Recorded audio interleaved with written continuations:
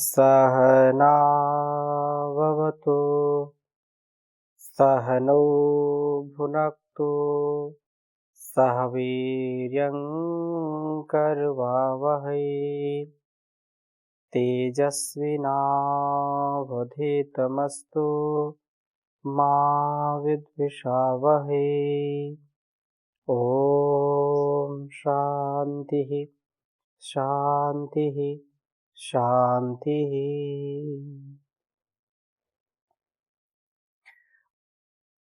श्रीमद् भगवत गीता का स्वाध्याय हम कर रहे हैं। गीता सार जो हमारे मन, वाणी और व्यवहार का परिष्कार करती है, ऐसी ज्ञान गंगा जिसमें डुबकियां लगा करके हम अपने आप को निर्मल बनाते हैं, दुर्बल निर्बल से सबल बनने का, सफल बनने का यह अत्यंत महनीय उपाय है। अत्यंत हमारे लिए श्लाघनीय उपाय है, जिससे हम अपने स्वकर्म का, स्वधर्म का, स्वकर्तव्य का, कल्याणकारी कर्म का अनुष्ठान करने में सक्षम हो जाते हैं। अतः यह हम सबका परम सौभाग्य है कि हम ऐसे वेद, उपनिषद, दर्शन और जो अत्यंत सरल ज्ञान है,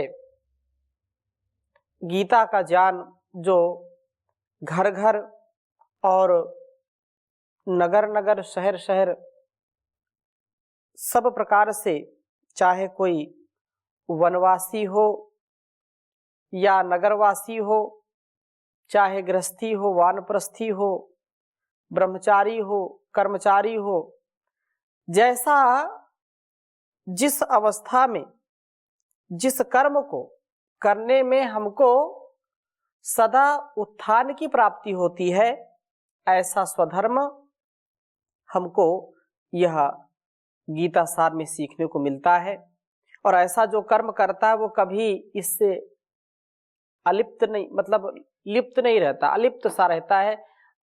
अनकंडीशनल सरेंडर में जैसे कमल जल में खिलता है लेकिन उससे लिप्त नहीं होता, अलिप्त भाव में रहता है, ऐसे अलिप्त भाव से यह सदा हमको आगे बढ़ाता है।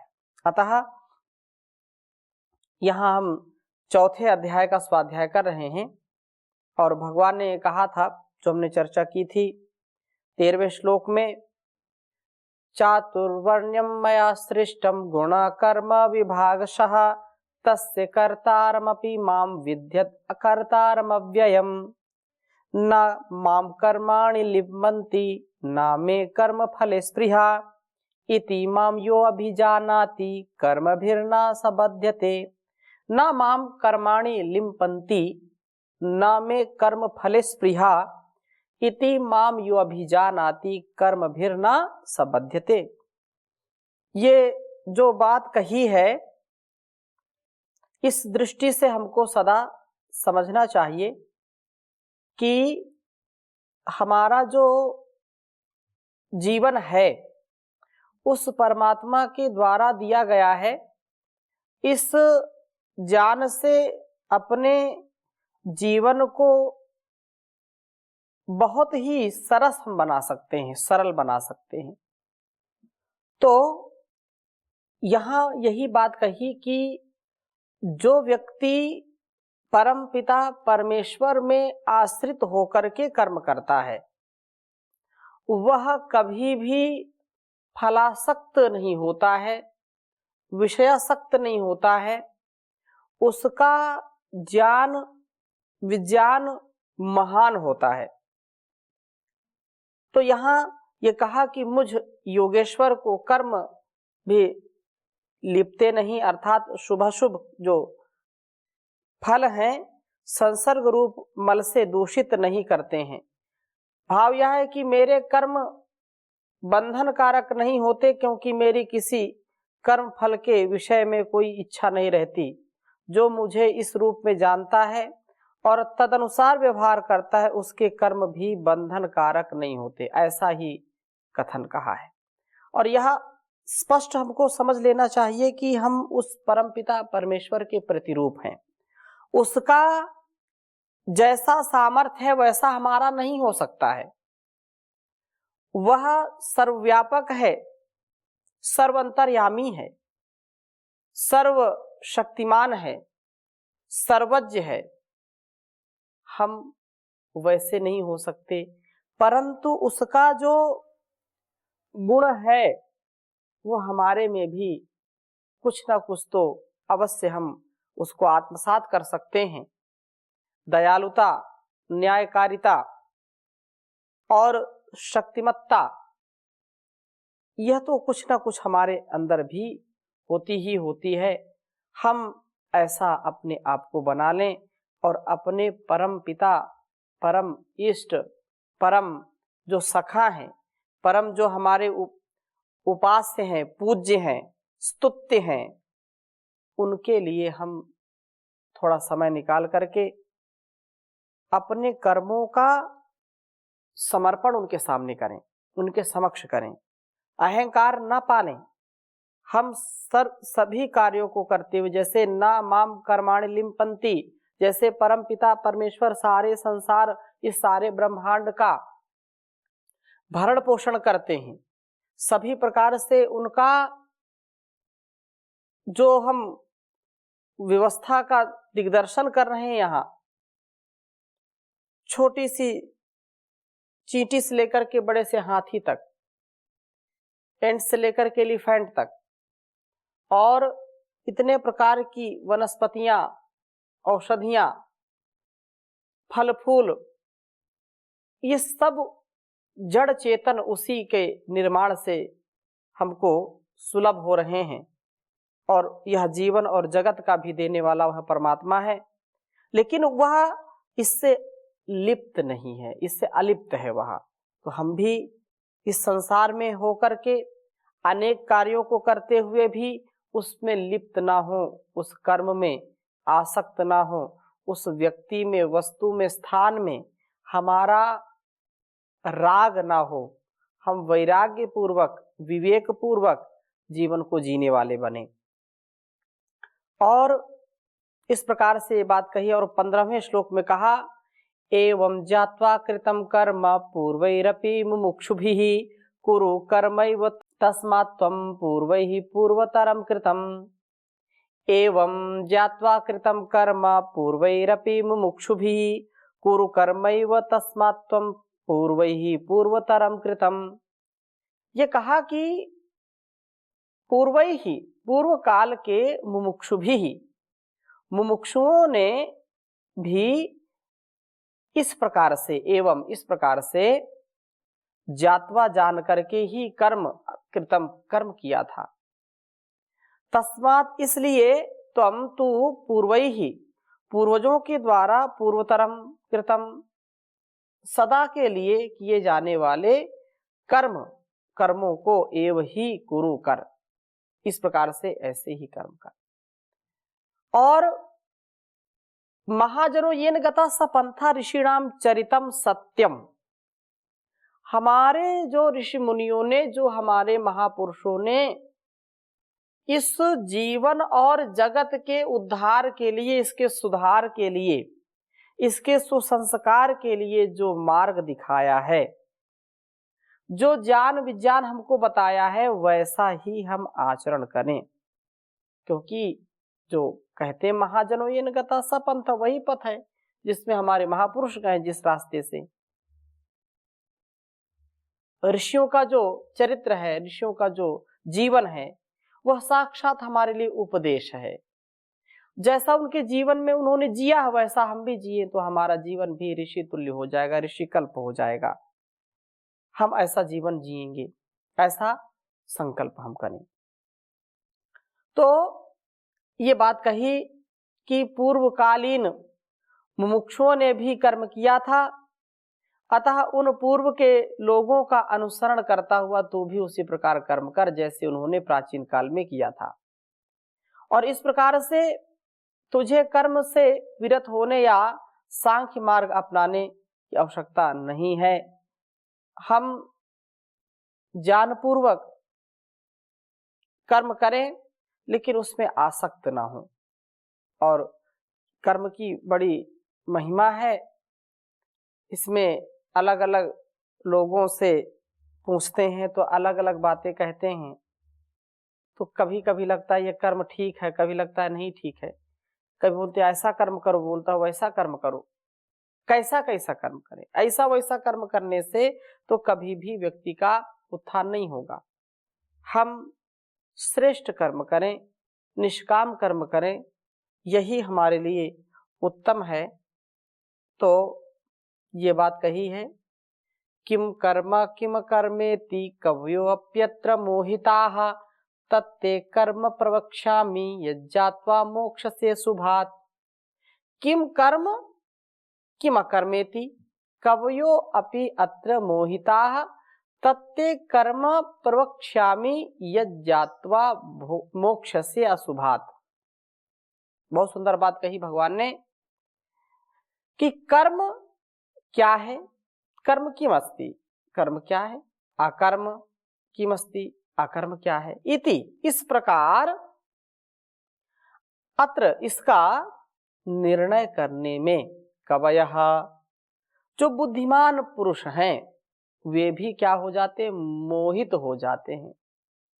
मुह वैचित्ते, तत् वह कर्म, कर्म तत्व, तत्ते कर्म प्रवक्ष्यामि, उस कर्म तत्व को प्रवक्ष्यामि, मैं भली प्रकार से समझाकर कहूंगा आपको। यत् ज्ञात्वा, जिसे जान करके तुम अशुभात, अशुभ से अर्थात जो कर्म बंधन से, मोक्ष से मुक्त हो जाओगे या मुक्त हो जाएगा।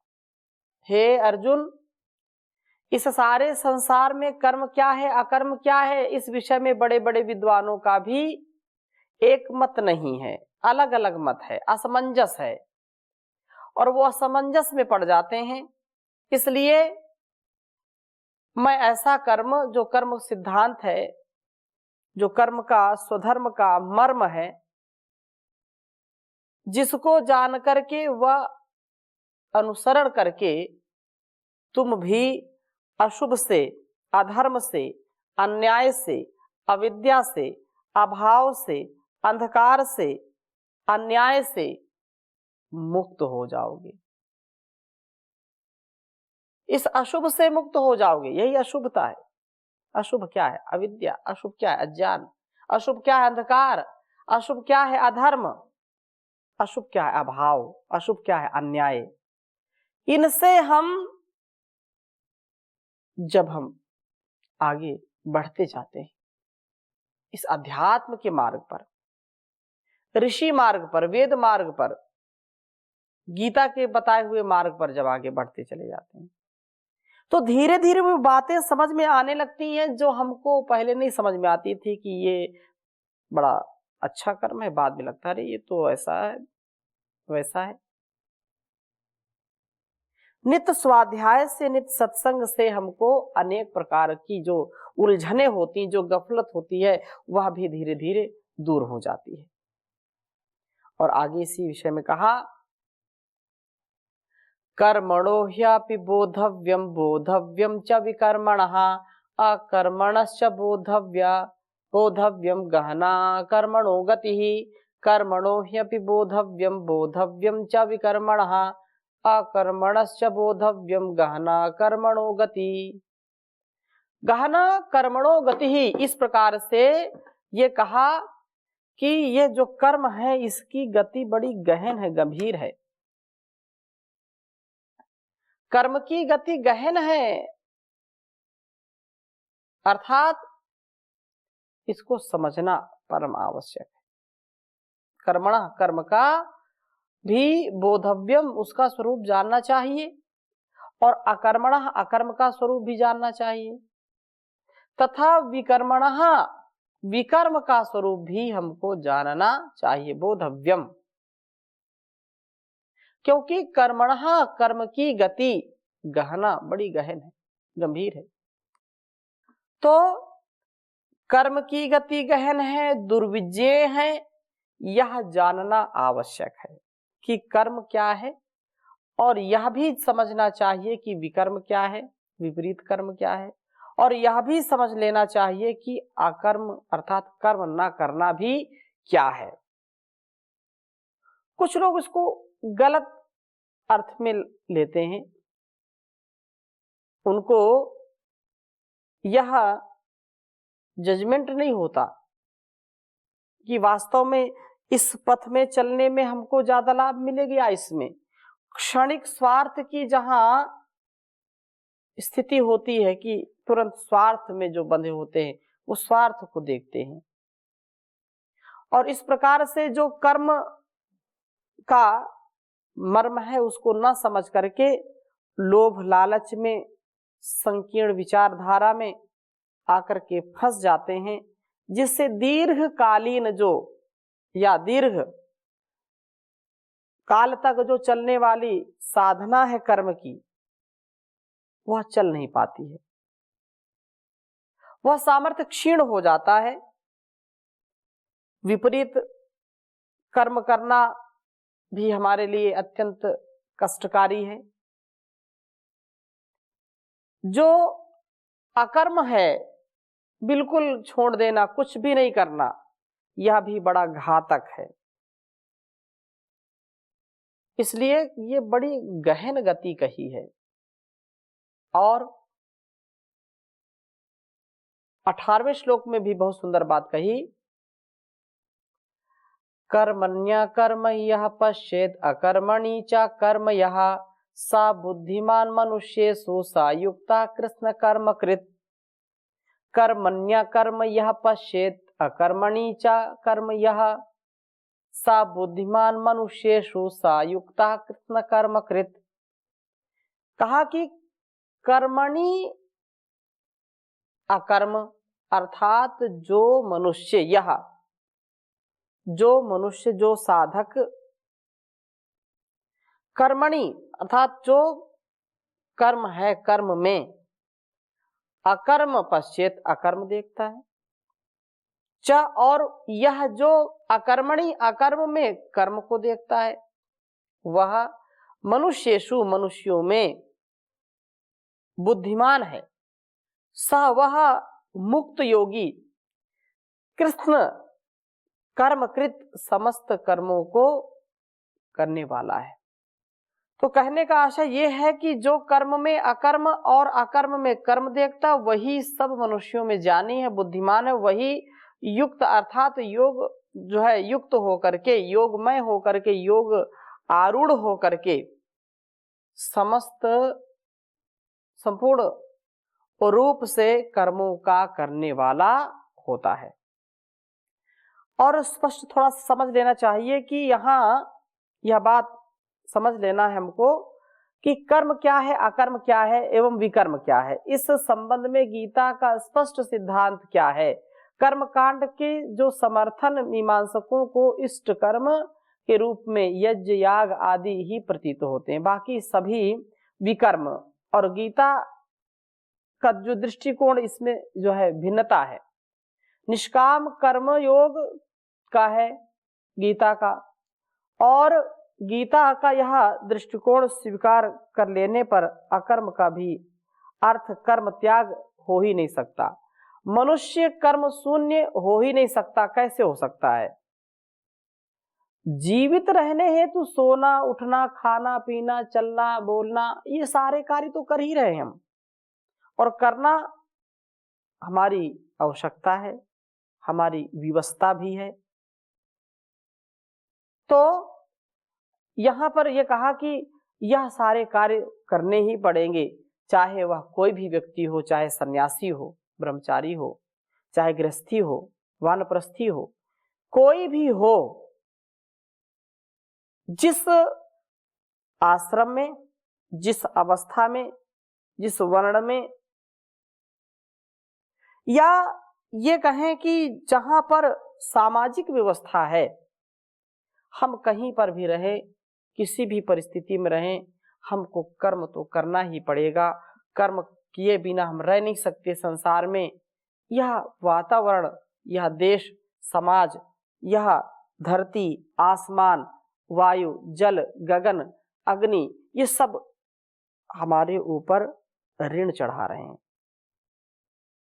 चाहे जड़ हो या चेतन हो, हम इन वस्तुओं का प्रयोग करते हैं और इसका सदुपयोग करके यदि अब इनके प्रति हम कोई सेवा का कर्म नहीं करेंगे, यदि समष्टि ने हमको जन्म दिया है, पूरे माता पिता गुरु आचार्य और संसार के जो लोग हैं उन्होंने हमको ज्ञान दिया और उस ज्ञान को हम दूसरों को बांटेंगे नहीं, इस शरीर को बिल्कुल एक कण से लेकर के पहाड़ जैसा शरीर बना दिया, तो कैसे बन गया, उसके पीछे भी जिन लोगों ने अपना सहयोग दिया उनके प्रति भी कृतज्ञता का भाव होना चाहिए और उनकी सेवा करना चाहिए। जिस देश का हमने अन्न खाया है, वस्त्र पहने हैं, जिस जन्म भूमि में हमने अपने को बड़ा किया है, तो क्या उसके प्रति कर्तव्य नहीं है, उसके प्रति कर्म नहीं है? तो ये जो व्यक्ति सोच ले कि विकर्म कर लें या अकर्म कर लें, कर्म करना ही नहीं है, तो ये उचित बात नहीं है। चाहे कोई भी व्यक्ति हो, सन्यासी ही क्यों ना बन जाए, यदि ये कर्म भी जो है अकारण छोड़ करके कर्म शून्य अकर्मी कहलाने का प्रयास करें, तो उनके जीवन का लक्ष्य वो उनसे बहुत दूर चला जाता है। वो अपने जीवन के लक्ष्य को कभी प्राप्त नहीं कर सकते जो ऐसा करते हैं। कर्म शून्य जो अकर्मी कहलाने का प्रयास करें, जीवन लक्ष्य की प्राप्ति की बात तो दूर, उसका जीवन भी असंभव हो जाएगा, क्योंकि जीवन जीने के लिए भी हम कुछ न कुछ तो करते ही हैं। खाते पीते उठते बैठते हैं, सोते हैं, जल का सेवन करते हैं, भोजन का सेवन करते हैं, फल फूल का सेवन करते हैं। ये सारा कहाँ से मिलता है? तो जहाँ से मिलता है वहाँ हमने उसको ग्रहण कर लिया है, तो क्या उसके प्रति हमारा कर्तव्य नहीं है? क्या उसके प्रति हमारा कर्म नहीं है? अवश्य है। हम पूरा प्रयास करें कि हम जितना सामर्थ्य हमारा है उस सामर्थ्य से हम सेवा करेंगे, क्योंकि बिना सेवा के तो हमारा यह जीवन भी नहीं चल सकता है।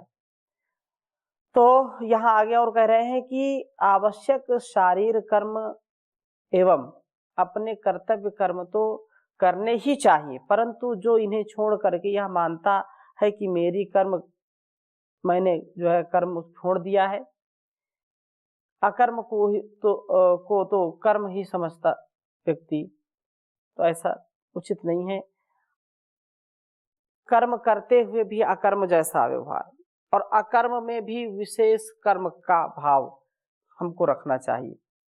यह निश्चित है कि मनुष्य जब तक जीवित है उससे कर्म कभी छूट नहीं सकते, और कर्म करने से जब हमारा स्वभाव परिवर्तित हो जाता है तो हम अंतिम श्वास में भी पूरे आनंद में रहते हैं कि यह मृत्यु तो परमात्मा के घर का आमंत्रण है और जीवन उसका दिया हुआ उपहार है।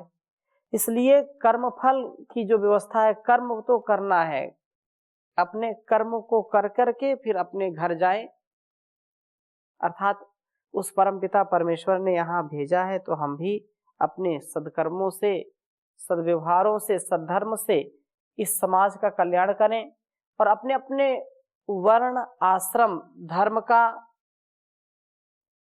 सफलतापूर्वक प्रयास पूर्वक उसका अनुष्ठान करते हुए जीवन को जीना चाहिए। तो कर्तव्य कर्म हमारा अत्यंत लाभकारी है, क्योंकि कर्तव्य कर्म यदि त्याग दिया तो फिर जीवन नहीं चलेगा। तो कर्तव्य की भावना से कर्म का निष्पादन ही अकर्म है, क्योंकि इस बुद्धि या भावना से किया गया कर्म बंधन का कारक नहीं होता। जो कर्म का इस भाव के विपरीत स्वार्थ बुद्धि से किए जाए वे विकर्म हैं, अथवा यह कहें कि शास्त्रीय मर्यादा से विरुद्ध कर्म विकर्म है। इस कर्म अकर्म की पुष्टि में जो है बहुत सुंदर बात आगे कही है, अष्टावक्र गीता का एक श्लोक आता है, तो आगे हम और चर्चा करेंगे। अभी यहीं पर विराम देते हैं। ओम शांति शांति शांति।